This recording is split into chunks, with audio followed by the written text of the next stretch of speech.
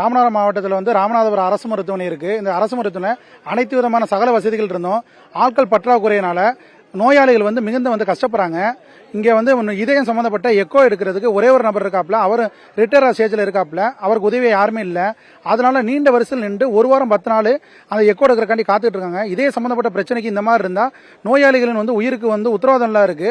அரசு மருத்துவர்கள் வந்து தனியாக கிளினிக் வச்சிருக்காங்க. இங்கிருந்து அவர்கள் கிளைண்ட் புக்கு பிடிக்கும் இடமாவே வந்து ஜிஹெச் வந்து வச்சிருக்காங்க.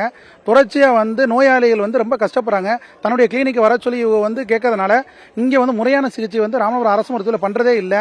இவ்வளவு வசதிகள் இருந்தும் ராமநாதபுரம் அரசு மருத்துவமனை வந்து கேட்பாரட்டு கிடக்குது. உடனடியாக அரசாங்கம் உரிய நடவடிக்கை எடுத்து முறையாக காலியாக உள்ள பணியிடங்களை நிரப்பி வந்து நோயாளிகளுக்கு பயன்பெறும் வகையில் நடவடிக்கை எடுக்கும்படி கேட்டுக்கொள்கிறேன். நன்றி. ஒரு பேஷண்ட்டை கூட்டு வந்தேன். பேஷண்ட்டுக்கு வந்து வகுத்த வலின்னு சொல்லி வந்தாப்புல வந்து ஸ்கேன் பண்ணலான்னு கொண்டு வந்து கொடுத்தா அவங்க பார்த்துட்டு நாளைக்கு வாங்க, இல்லைன்னா 1 வாரம் கழிச்சு தான் வரணுன்றாங்க. எங்கள் அவசரம் என்னன்றதை அவங்களுக்கு புரிய மாட்டேன்னு சொல்லுது. வகுத்த வழியால் ரொம்ப துடிச்சுக்கிருக்காப்புல. இப்போ நாங்கள் என்ன செய்யறதுன்னு எங்களுக்கு தெரியல. இதே மாதிரி நிர்வாகத்தில் வந்து ஸ்கேன் பண்ணுறதை இன்றைக்கி போயிட்டு இன்பேஷண்ட் கூட ரொம்ப கஷ்டப்படுறாங்க. அங்கே பார்த்தோம்னா ஸ்கேன் பண்ணுற இடத்துல பார்த்தா பல பேர் கூட்டமாக தான் இருக்குது. ஒரே ஒரு டாக்டர் இருக்காங்க. இந்த ஒரு டாக்டரை வச்சு இன்னும் சமாளிக்க முடியும். ஒரு மருத்துவக் கல்லூரின்ற ஒரு பேர் தான் இருக்குது. அந்த பேர் இருந்து என்ன செய்ய? டாக்டர் கரெக்டான டாக்டர் இருந்தால் தானே அதை நிவாரணம் செய்ய முடியும். அதுக்கேற்றாப்புல ஒரு மருத்துவர்கள் இன்க்ரீஸ் பண்ணுங்க.